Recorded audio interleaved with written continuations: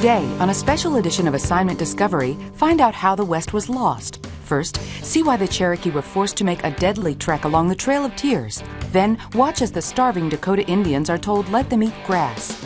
Next, hear the fierce war cry, "Today is a good day to die," in the Lakota victory over Custer. Finally, feel the heartbreak of proud Chief Joseph as he tells his tribesmen, "I will fight no more forever." And catch the latest information for educators on the video bulletin board right after Assignment Discovery. Then, don't miss today's Spotlight. Find out what's new from Discovery Channel Education.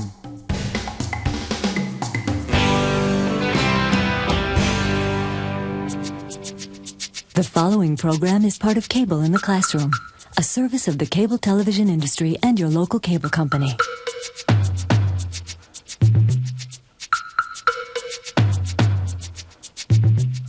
Now teaching is easier with a free subscription to the Discovery Network's Educator Guide.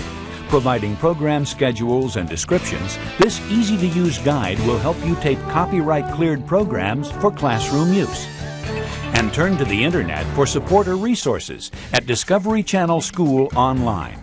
Make Discovery Networks work for you. Call 1-800-321-1832 or find us on the World Wide Web at school.discovery.com.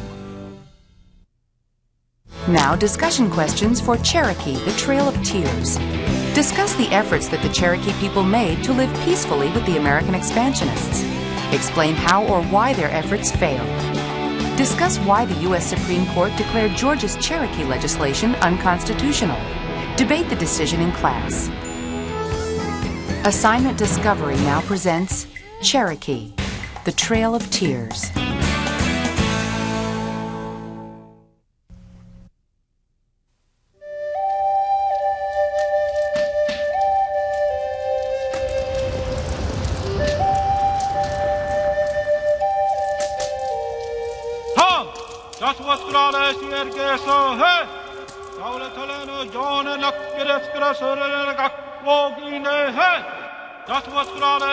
In the early 17th century, the natives of North America discovered Europe. European settlers landed on their shores in the form of strangers from unknown lands across the vast ocean. Though weary from travel, these pilgrims were determined to survive and make a new and better home for themselves and their children. As increasing numbers of Europeans arrived, they spread across the country, establishing homesteads, claiming land for towns and villages. Over the next century, the new settlers rapidly expanded their presence in this, the ancient land of the tribes.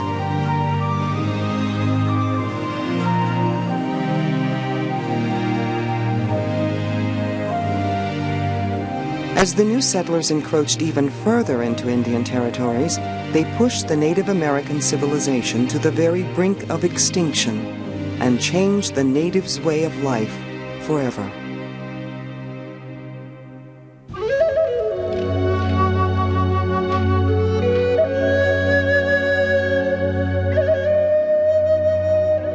Cherokee people had once thrived and dominated in the region which was to become the American Southeast. By the end of the 1700s, the Cherokee had already lost 2/3 of their original land during a century of conflict with first the British and then the American government. Hoping to maintain their hold on what land remained to them, many Cherokee tried to accept the ways of their new neighbors. They began farming. Many lived in log cabins, used rifles, and worked with spinning wheels. Their hope was to live in harmony with the new American nation. Though some settlers were willing to live in peace with their Cherokee neighbors, other Americans did not want the Indians to be assimilated. By the beginning of the 1800s, most Americans, even those sympathetic to the Cherokees, like Thomas Jefferson, believed they should be moved west. Policy favorite for the Cherokee was called removal. For the Cherokee, it was simply eviction. In response to this policy, the Cherokee set up a national government and used the United States Constitution as their model. As their principal chief, they chose John Ross. He came from a mixed family, his father being from Scotland, and his mother being only a quarter-blood Cherokee, making him only 1/8 by blood. But he was raised in the Cherokee way. The Cherokee Nation moved its national capital to northwestern Georgia. They called their capital New Echota. It was a symbol of Cherokee hope. For many Georgians, it was an ominous symbol of permanence. Georgia refused to recognize the Cherokee government. They outlawed the Cherokee Constitution and proclaimed the right to seize Cherokee lands at will. In the late 1820s, gold was discovered on Cherokee land. The strike set off a stampede of prospectors.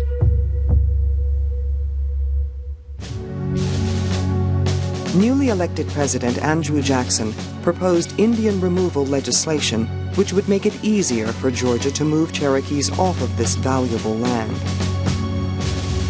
On May 23rd, Congress passed Jackson's Indian Removal Act, and Georgia swiftly passed its own legislation. Georgia's law stripped Cherokees of their civil rights and gave the nation 6 months to dissolve itself. No Cherokee could mine gold on his own land. No Cherokee could testify in court against a white man. No Cherokee could carry weapons. The Cherokees were forbidden to meet in council. John Ross took the Cherokee Nation's protests to President Jackson. Ross's appeal failed to persuade the president. But not all institutions of government were as indifferent to Indian rights as Jackson. The Supreme Court took an enlightened view of matters, and in March 1832, the court found Georgia's Cherokee legislation unconstitutional and void. Jackson ignored the ruling. He said the court, having made its decision, would have to find its own way to enforce it. Winter, 1835. Ross still believed he could fight removal. He returned to Washington with John Ridge, an influential Cherokee. Ridge had no official authority, but Jackson struck a deal with him. All Cherokee land east of the Mississippi was relinquished in exchange for $5 million. The deal was called the Treaty of New Echota. Jackson pushed the treaty through Congress by only a single vote. The Cherokees now had exactly 2 years to abandon the land of their ancestors. 2 years later, May 23, 1838. Time had run out for the Cherokee. A military roundup began.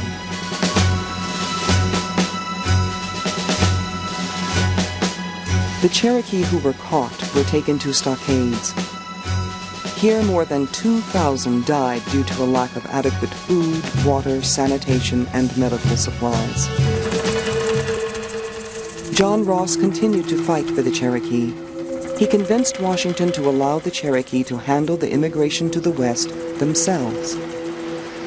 Winter was closing in as the Cherokee prepared to leave the land they had loved, the land they had buried their fathers in, the land they had lived in, the land they had died for. As icy rains began to fall and the ground began to freeze, about 17,000 Cherokee men, women, and children prepared for their journey. I read in stories that they ran up and they hugged the trees as they left. And every time I come back here, I look around and it's so beautiful here. You know that they grieved. You know that they did.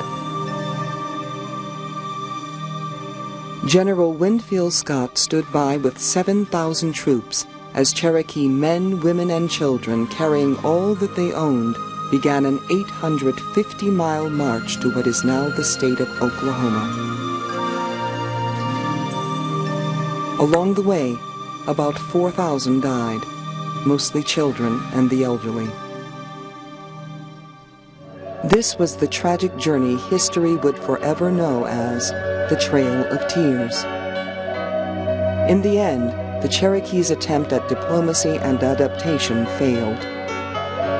Ultimately, America's policy of removal would cost the Cherokee an estimated 8,000 lives, every last acre of the Cherokee homeland.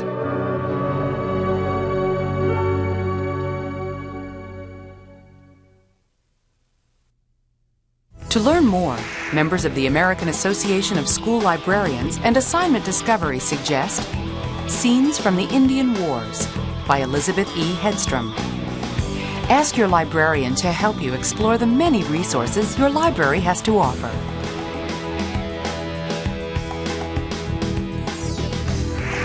Now, discussion questions for Dakota, Let Them Eat Grass. Discuss the similarities and differences between the cultures of Native Americans and American expansionists. Discuss why the Dakota let the United States build a fort and trading post near Kaposia in 1805. How did this decision change the Dakota's way of life forever?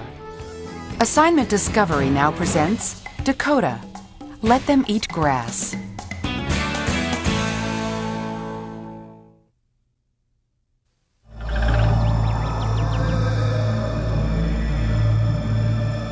In the late 1700s, on the Great Plains of the American West, the Dakota Indians lived peacefully among all the various tribes of the region.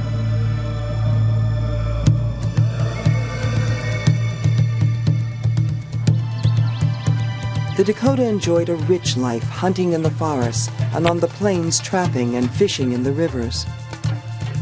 Their bond with the land was strong, deep, and spiritual. They worshipped it as the creator and sustainer of life. To the Dakota, the land was everything.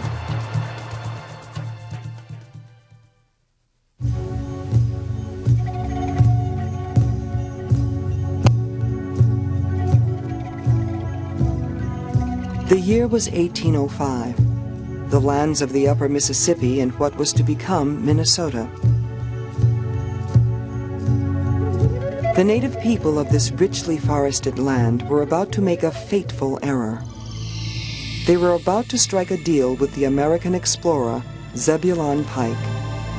Pike wanted the tribe to allow the U.S. military to build a fort and trading post just a few miles away from the principal village of Kaposia.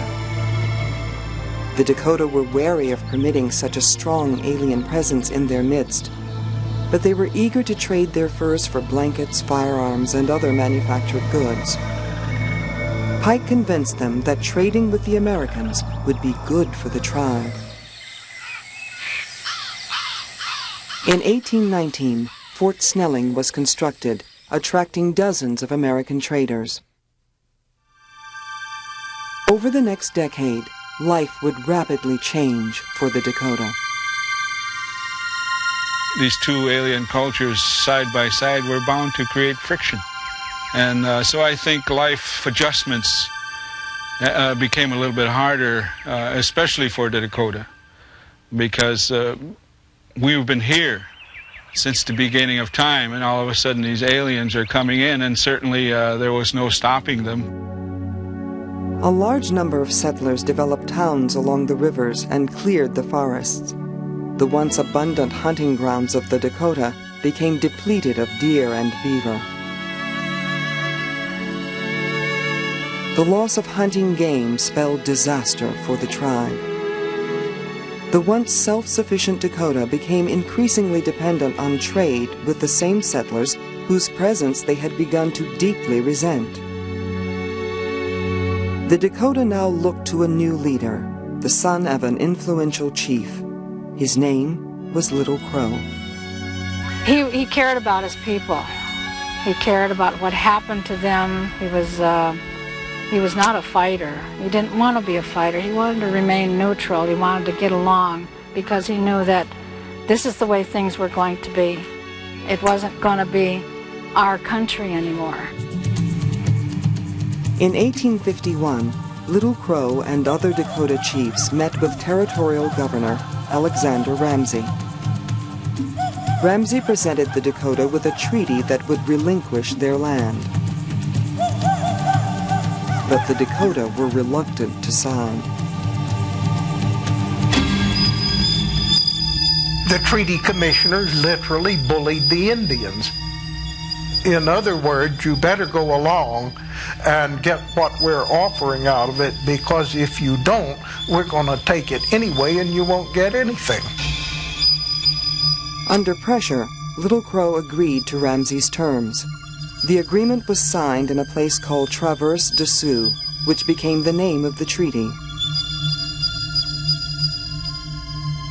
The Dakota people prepared to depart for the reservation, a narrow strip of land along the upper Minnesota River.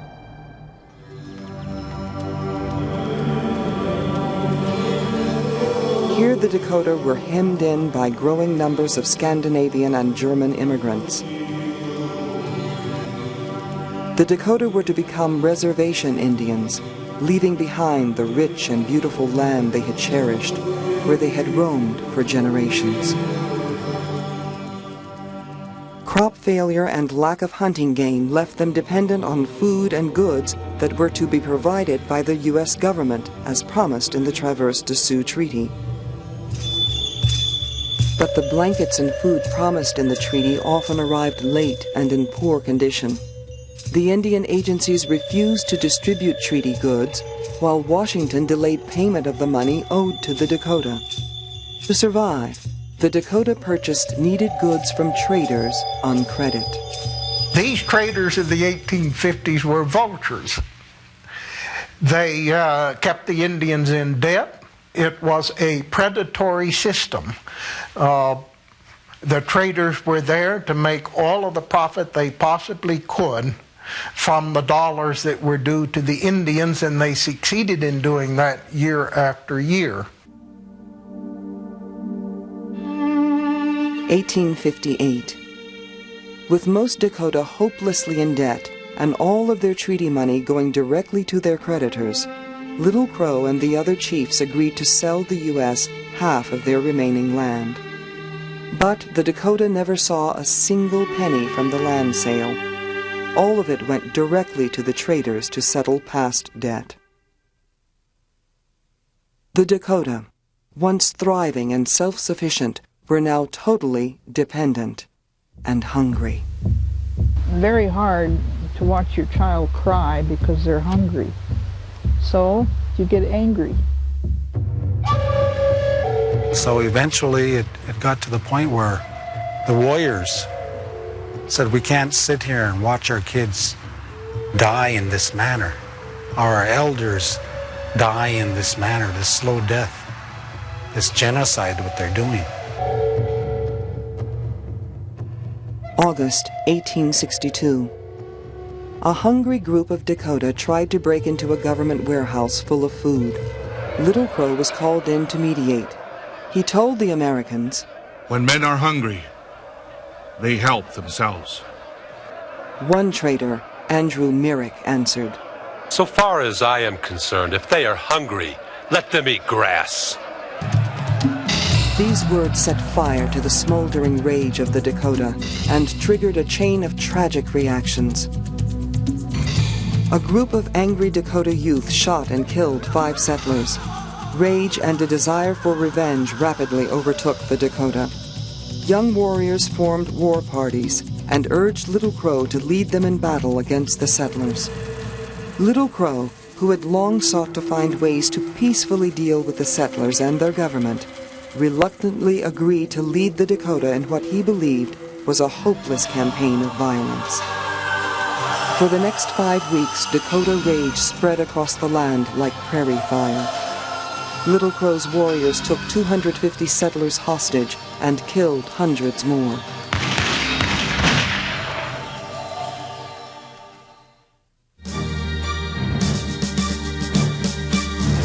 Finally, 1,600 men under the command of General Sibley descended on the warriors at Wood Lake. Though Little Crow and many Dakota escaped, they had become weary of war.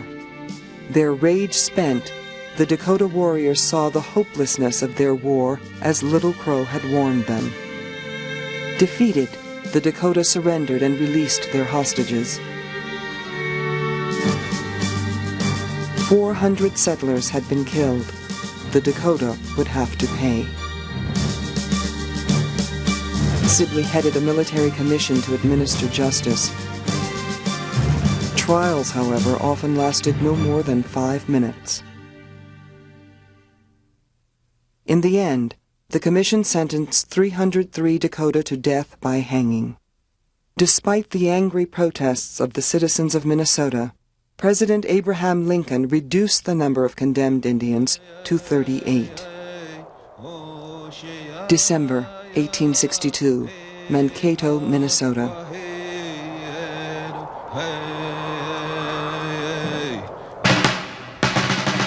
On the morning following Christmas Day, the condemned men marched to the gallows to be hanged. All 38 were to die at once in the largest mass execution in American history.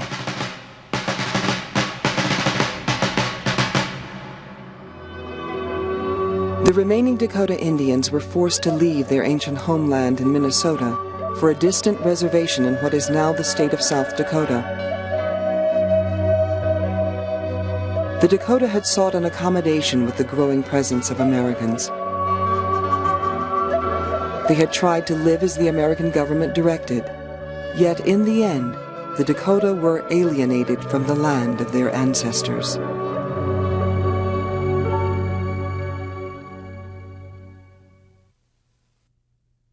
To learn more, members of the American Association of School Librarians and Assignment Discovery suggest NGS Picture Show, Native Americans, #1, on CD-ROM.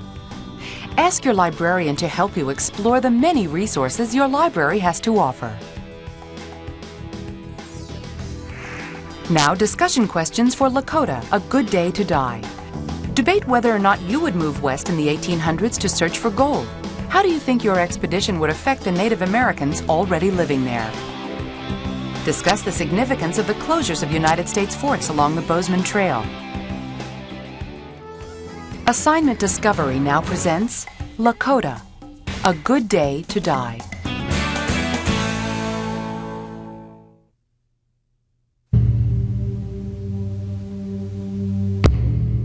A place the Lakota called the Greasy Grass.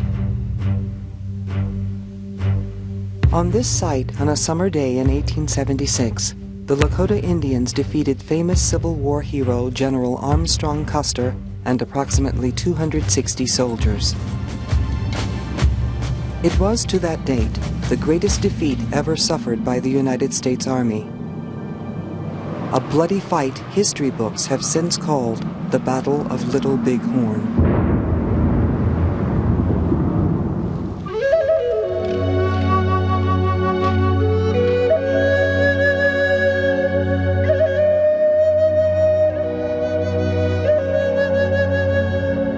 By the end of the 1700s, a large tribe of Indians had become a powerful and expanding force among the tribes on the northern Great Plains. They called themselves the Lakota, a word meaning friend. Settlers knew them as Sioux, a word meaning enemy. Skilled hunters and proud warriors, the Lakota dominated the region. For a Lakota warrior to die in battle was an honor, and warfare was to be conducted in ways that would preserve that honor. Their bravery was reflected in the Lakota saying, often shouted as a battle cry, "Today is a good day to die."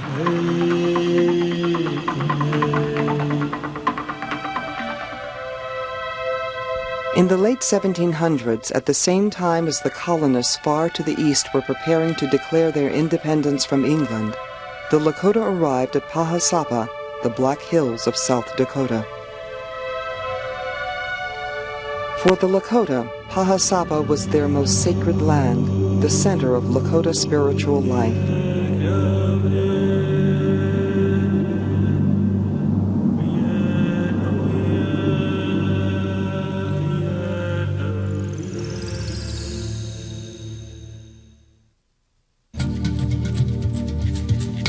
For the next 75 years, the Lakota would thrive on the Great Plains.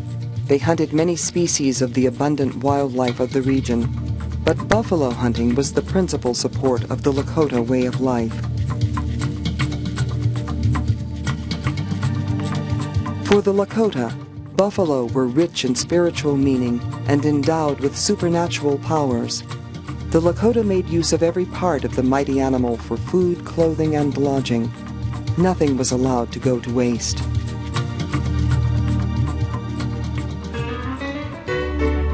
In the 1840s, prospectors began to cross Lakota hunting lands while traveling west in search of gold. While making their way through, they killed large numbers of buffalo, often for sport, and often leaving wasted buffalo carcasses to rot. For the Lakota, such waste was not only unwise, but a sinful insult to the Creator. The Lakota way of life was in danger. By August 1868, Lakota war chief Red Cloud had won a great victory. He and his warriors had forced the United States Army to close its forts along the famous Bozeman Trail. The trail had served as the only route for prospectors and settlers traveling to and from the gold fields of Montana. Cutting straight through the heart of the Lakota Buffalo Range, the trail had been a disaster for the tribe. But the American government was forced to meet Red Cloud's demands, and the victorious warriors joyously burned the abandoned forts.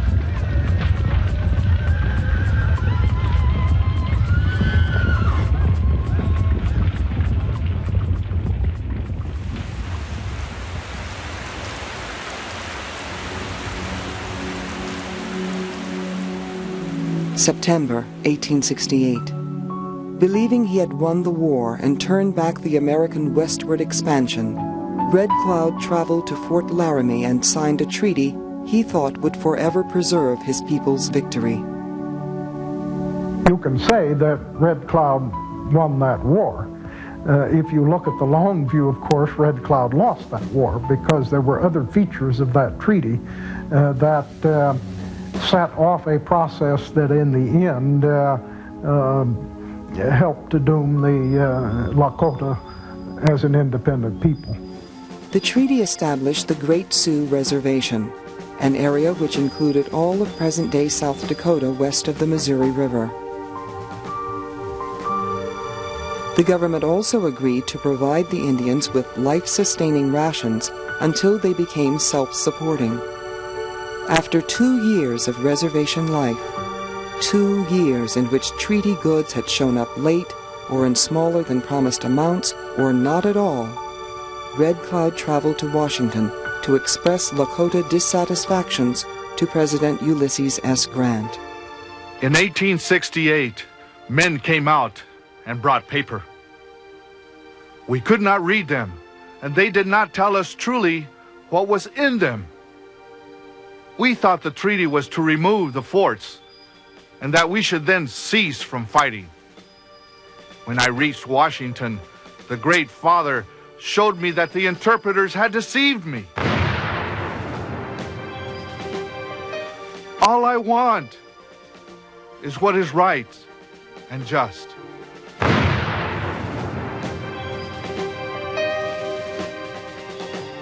Red Cloud returned to the reservation disheartened and never again went to war.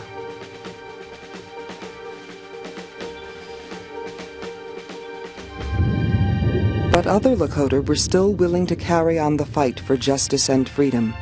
As many as 3,000 Lakota had refused to sign the 1868 treaty and continued to live in the Powder River region, designated by the U.S. as unceded Indian Territory. These Lakota turned to Sitting Bull and Crazy Horse, 2 honored war chiefs for leadership. Crazy Horse forcefully stated his people's position. We did not ask you white men to come here. The Great Spirit gave us this country as a home. We do not want your civilization. We would live as our fathers did, and their fathers before them.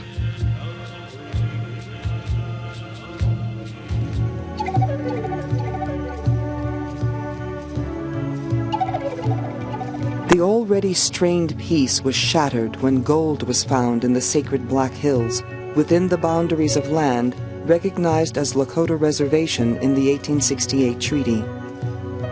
Under pressure from gold seekers to seize the Black Hills from the Lakota, the United States government offered to buy the land the Lakota knew as Paha Sapa.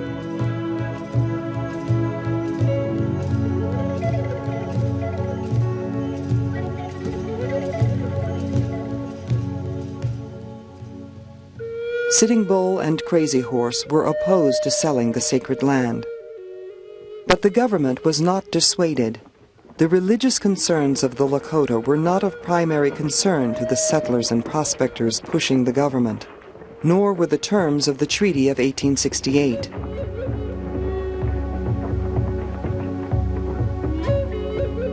Newspaper editorials contributed to the climate of hostility toward the Lakota. What shall be done with these Indian dogs in our manger? They are too lazy and too much like mere animals to cultivate the first. There was nothing that could stir an irrational mania, quite like the very hint of gold in some recess of the West. And as one of the senators commented, the American people will override every Indian tribe and every regiment of the U.S. Army to get at where the gold is, and there is no stopping them. On December 1st, 1875, the U.S. government issued an ultimatum to the Lakota. Come to the reservation within 60 days or be considered hostile and at war. Few Lakota paid attention to the government's threats. The mission of doing battle with the formidable Lakota was given to General Custer, a well-known and popular hero of the Civil War. June 1876. Custer and the 7th Cavalry searched the northern plains for Lakota warriors. Not far from Custer's position, warriors following Sitting Bull and Crazy Horse joined together with a large number of disappointed reservation Lakotas and bands of Cheyenne. They were encamped along a river they called the Greasy Grass. Custer and his men knew it as the Little Bighorn. June 25, 1876. A scouting party sent by Custer spotted a handful of Lakota warriors and returned to report their position. The colonel decided to launch an attack, waiting for neither scouting intelligence nor reinforcements. With fierce strategy and skill, Sitting Bull's forces engaged Custer's army in numbers much larger than the lieutenant colonel had anticipated. Outmanned, outfought, and outmaneuvered, the 7th Cavalry was defeated in less than 2 days of fighting.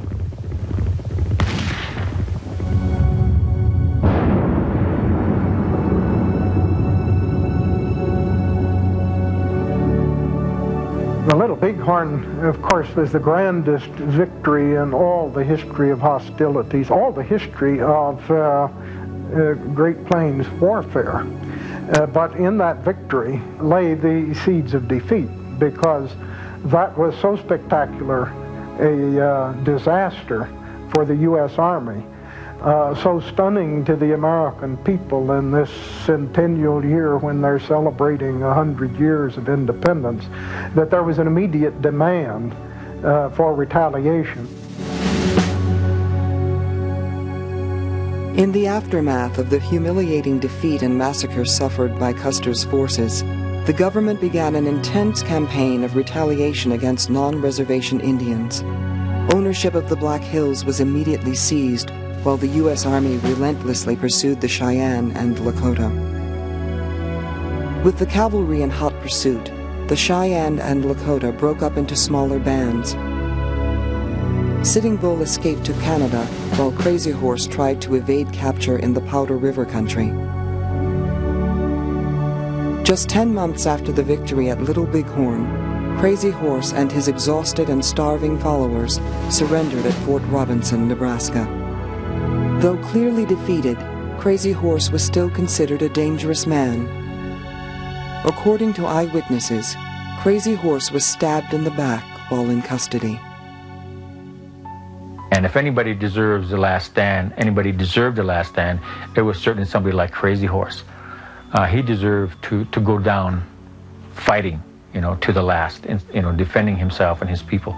But to die the way that he did, without a way to physically defend himself, to have his arms pinned back and then to be stabbed, as history tells us, in the back, is probably the saddest thing about his whole life. With Crazy Horse dead and Sitting Bull in Canada, the Lakota uprising eventually came to an end. Faced with growing demands and intrusions into their land, the proud Lakota had waged war against the invaders. Although victorious in battle, ultimately the Lakota could not succeed in their fight against the American expansion that destroyed them as an independent people.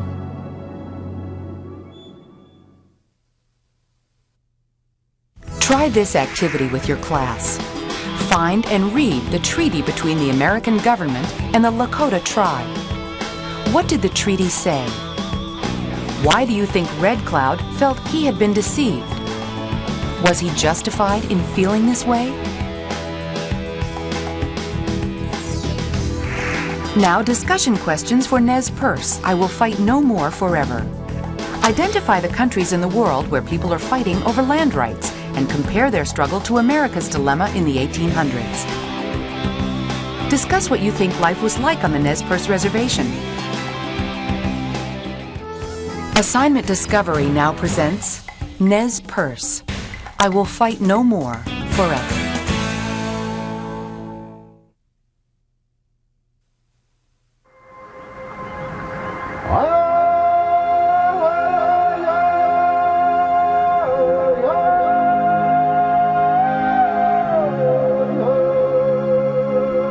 In the late 1700s, a gentle people thrived in the forests of the American Northwest. Expert horse handlers and breeders, the tribe lived harmoniously, hunting, fishing, and trading horses with neighboring tribes. Nurtured by a bountiful land and surrounded by natural beauty, the Nez Perce lived peacefully among the tribes of the Pacific Northwest. But soon, that peace was shattered.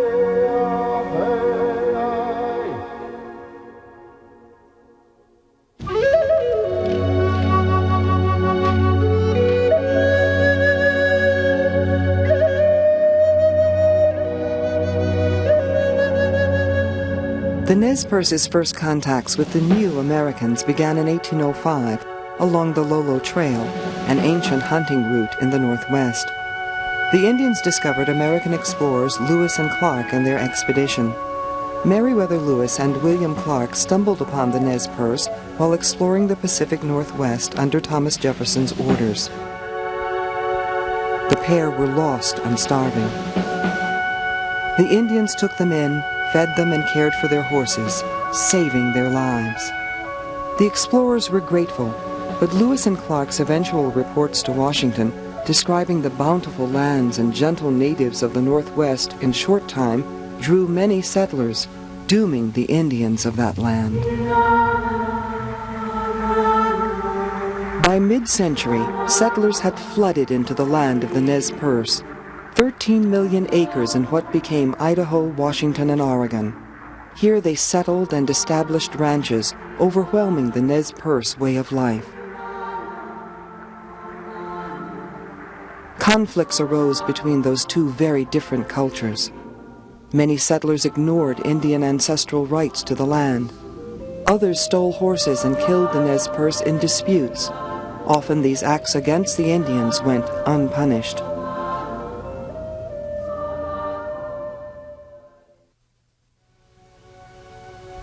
In 1855, over the objections of the majority of the tribe, a group of lower chiefs signed a treaty in the name of the Nez Perce, which gave the United States 3/4 of the tribe's traditional homeland.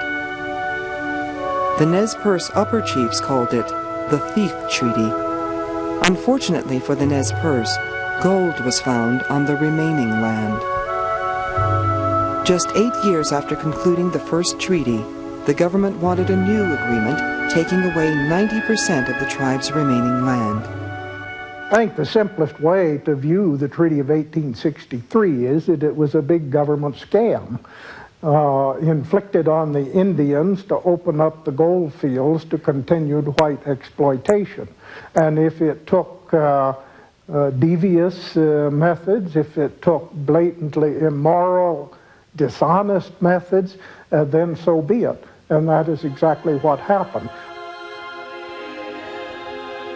About half the tribe refused to sign the new treaty, but the government ordered all Nez Perce to come to the reservation. Several bands refused. Leading the resistance was Old Chief Joseph in the Wallowa Valley of Oregon. The old man's reasoning was as powerful as it was simple. Since his band didn't sign the treaty, they still owned the land they had always lived on. In 1871, Old Joseph died, charging his son, also named Joseph, with the task of carrying on the resistance.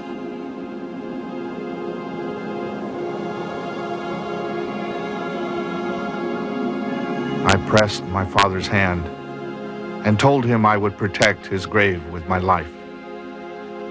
I buried him in that beautiful valley of winding waters. I love that land more than all the rest of the world.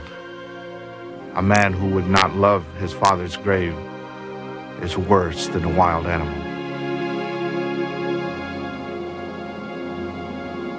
For the next 5 years, U.S. authorities tried to get Joseph, his followers, and his allies to come to the reservation, but they refused to give up the land they insisted they never sold.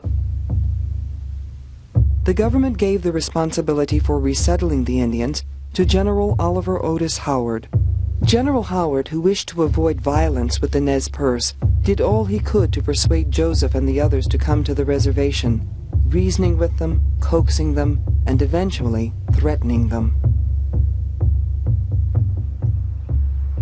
Howard ordered Chief Joseph to bring his people to the reservation within a month or be taken there by force. Chief Joseph reluctantly told his people that they must accept the inevitable. May 31st, 1877. The Nez Perce began a more than 100-mile journey from the Wallowa Valley across Hell's Canyon and the Snake River en route to the reservation in Idaho. They carried everything they owned. June 2nd, 1877. Joseph's band camped near Whitebird Canyon, just a few miles south of their new reservation. There they talked of their loss of freedom and their mistreatment over the years. Some talked angrily of revenge. Seething with rage over the injustices, 3 young men rode out seeking revenge against their oppressors. They killed more than a dozen settlers. When Joseph and the other chiefs heard of the acts of the youths, they were horrified. They knew that war was now inevitable. Determined to stop an uprising, General Howard ordered his cavalry to bring in Chief Joseph's renegade Nez Perce. In the ensuing battle at Whitebird Canyon, 33 U.S. soldiers were killed. There were no Nez Perce casualties. Mid-July, 1877. Fearing government reprisals, the tribe set out on a 250-mile trek across the Bitterroot Mountains between what are now Idaho and Montana. But what began as a 250-mile trek became an over 1,500-mile chase as Nez Perce men, women, and children attempted to flee to freedom. They followed the Lolo Trail. Along this trail, where in 1805 their people rescued Lewis and Clark, the Nez Perce were now running for their lives. Pursuing the Nez Perce were General Howard and 700 soldiers. July 26, 1877. Howard and his men were 9 days behind the Nez Perce. They were bogged down on the Lolo Trail. When Howard wired headquarters to explain the situation, General William Sherman was unsympathetic. Pursue the Nez Perce to their death. If you are tired, give the command to some energetic officer. catching the Nez Perce became a matter of military honor. Crossing into Montana, the Nez Perce thought they were safe. They were unaware that they were also being hunted by Colonel John Gibbon and 160 men moving south from Fort Shaw, Montana. Gibbon took the Nez Perce by surprise in a pre-dawn attack on August 8, 1877. Despite the element of surprise, Gibbon's men were unable to take the camp. They were beaten back by the Nez Perce warriors. Beset with grief and hatred, the tribe would now try to make their way to Canada, beyond the reach of the U.S. military. Howard continued his pursuit, and now joining the chase was Colonel Nelson Miles, racing east from Fort Keogh, 150 miles away, with 400 men. Late September 1877. The Nez Perce, exhausted, made camp alongside a creek near the Bear Paw Mountains. Canada was just 42 miles away. Early on September 30th, 1877, Colonel Miles and his men attacked the Nez Perce encampment. This time, the exhausted warriors could not beat back the attackers, nor could they escape. About half died in the firefight, mostly women and children. Chief Joseph spoke to his people. I am tired of fighting. The old men are all dead. The little children are freezing to death. Hear me, my chiefs. My heart is sick and sad. From where the sun now stands, I will fight no more, forever.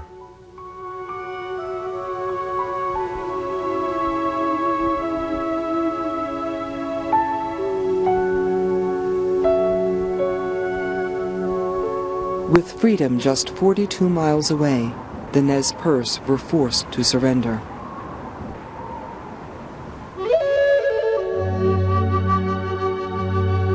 Chief Joseph and 400 remaining Nez Perce were sent to Indian Territory, now the state of Oklahoma. There, more than 100 died of disease and oppressive heat. The Nez Perce were never allowed to return to the land where their fathers were buried. Joseph and the others eventually died in a land of strangers.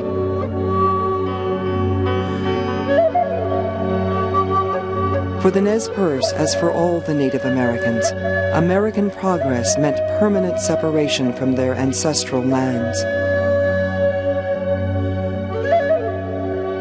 These and all the other tribes of Native Americans tried every means imaginable to escape a fate designed for them by American expansion. They attempted to adapt, they tried to compromise, they fought back, and they fled, all to no avail. Try this activity with your class. Research and write a biography for a famous tribal leader, such as Chief Joseph, Little Crow, or Red Cloud. How did this tribal leader command the respect of the tribe? What were the principles that the leader used to govern? Now teaching is easier with a free subscription to the Discovery Network's Educator Guide.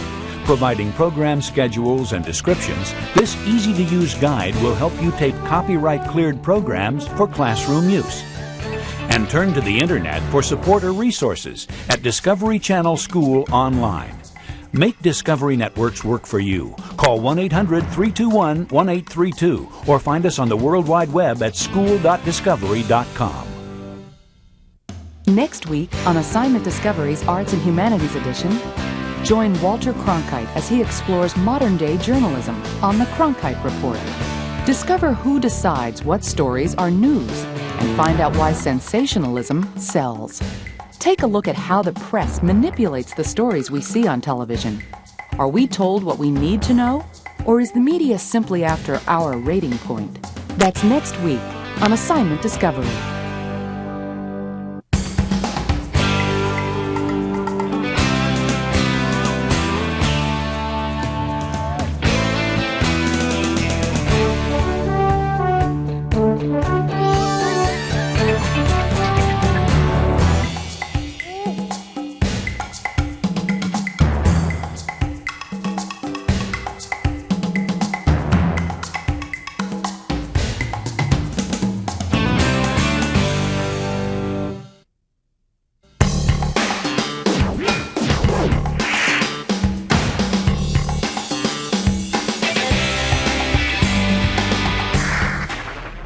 Teachers, are you looking for a rewarding program that encourages students to set and achieve goals? If so, have your students register for the Congressional Award. The Congressional Award is a non-competitive award that recognizes student achievement in 4 program areas: voluntary public service, personal development, physical fitness, and expeditions. For more information, contact the Congressional Award, Post Office Box 77440, Washington, D.C. 20013. The Daybreak Star Press brings teachers a variety of educational materials on Native Americans for all grade levels. The Daybreak Star Press, part of the United Indians of All Tribes Foundation, offers activity books, teacher guides, games, and other learning aids that portray tribal cultures, histories, and the experiences of Native Americans in contemporary society.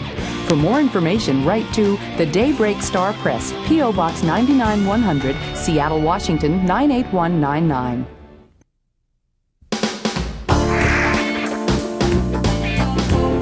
Coming up now, Spotlight. Find out what's new from Discovery Channel Education. Now available from Discovery Channel, a new collection of educational videos based on the award-winning series Assignment Discovery. Each title is copyright clear for unlimited classroom use and supplemented online with lesson plans, activities, resources, and links to related sites on the World Wide Web. Priced at just $19.95 plus shipping and handling, each tape makes a valuable addition to your school's library. Call 888-892-3484 to order your copy today. Here's a preview of just one of the exciting new programs available.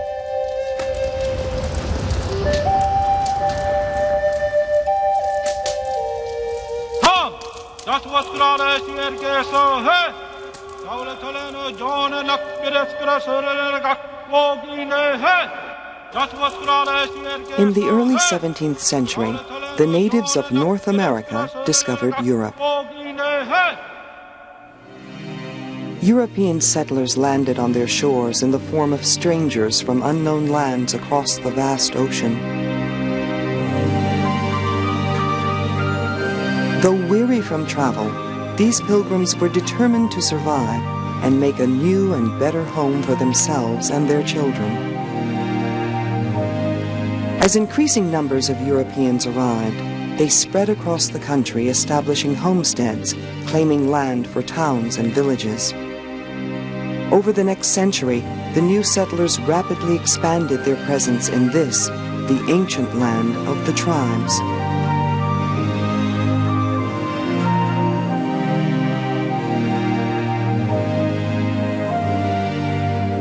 As the new settlers encroached even further into Indian territories, they pushed the Native American civilization to the very brink of extinction and changed the natives' way of life forever.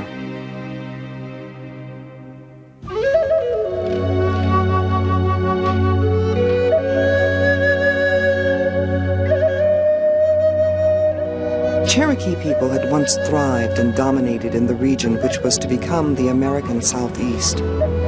By the end of the 1700s, the Cherokee had already lost 2/3 of their original land during a century of conflict with first the British and then the American government. Hoping to maintain their hold on what land remained to them, many Cherokee tried to accept the ways of their new neighbors. They began farming. Many lived in log cabins, used rifles, and worked with spinning wheels.